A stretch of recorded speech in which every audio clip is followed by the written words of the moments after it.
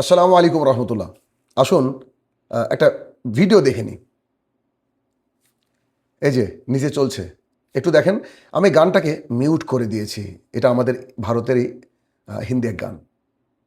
TikToker, shorts maker, সামান্য অর্থের লোভে মানুষ এত নিম্ন পর্যায়ে নামতে পারে, তা আমরা বুঝতাম না যদি না টিকটক আসতো আল্লাহ তাআলার এই সুন্দর পৃথিবীতে। আজকে আপনাদেরকে কয়েক কথায় টিকটকের ফজিলত বর্ণনা করব। হ্যাঁ, ঠিকই শুনেছেন, টিকটকের ফজিলত।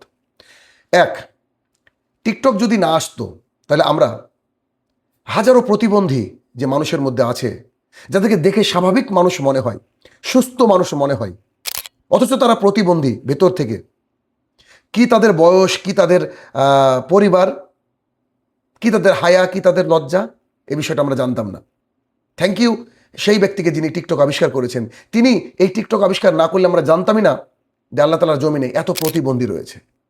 দুই, পৃথিবীতে মানুষেরও যে এত হায়া শরম হারিয়ে যেতে পারে, মানুষ যে এতটা নির্লজ্জ বেহা হতে পারে, এটা যদি টিকটক বা শর্টস নামক জিনিস আবিষ্কার না হতো আমরা কিন্তু জানতেই পারতাম না।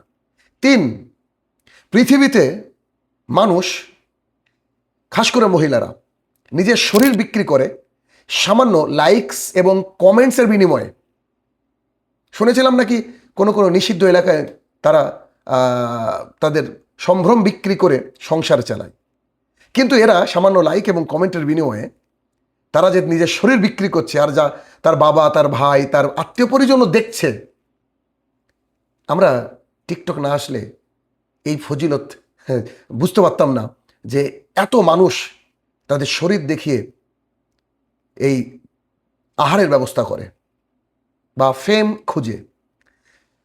চার, টিকটক না আসলে আমরা বুঝতামই না যে বাবা বাবা নয়, ভাই ভাই নয়, এরা পশুর চেয়ে নিস। কারণ তার স্ত্রী বা তার মেয়ে তার সামনে নাচছে, সে ক্যামেরা ধরে আছে। বউকে বিক্রি করে, বোনকে বিক্রি করে ভিউজের ব্যবসা করছে। বিশ্বাস করেন, টিকটক না আসলে আমরা জানতামই না। পাঁচ, টিকটক না আসলে আমরা বুঝতে পারতাম না যে ছেলেটার কোনো বিদ্যা নেই, বুদ্ধি নেই, পারিবারিক কোনো ঐতিহ্য নেই, তারপরেও তার পেছনে হাজার হাজার মানুষ তাকে নিয়ে সেলফি তোলার ভিড় করে। অর্থাৎ আমরা বুঝতামই না টিকটক না আসলে যে এভাবেও সেলিব্রিটি হওয়া যায়। বিশ্বাস করেন, যদি ফজিলত আমি বয়ান করতে যাই পরপর অনেক অনেক মানে বলতে পারবো, যা বলে শেষ করা যাবে না। তো আর না বলি, যদি টিকটক না থাকতো তাহলে আমরা এই ধরনের আইটেমগুলোকে দেখতে পারতাম না।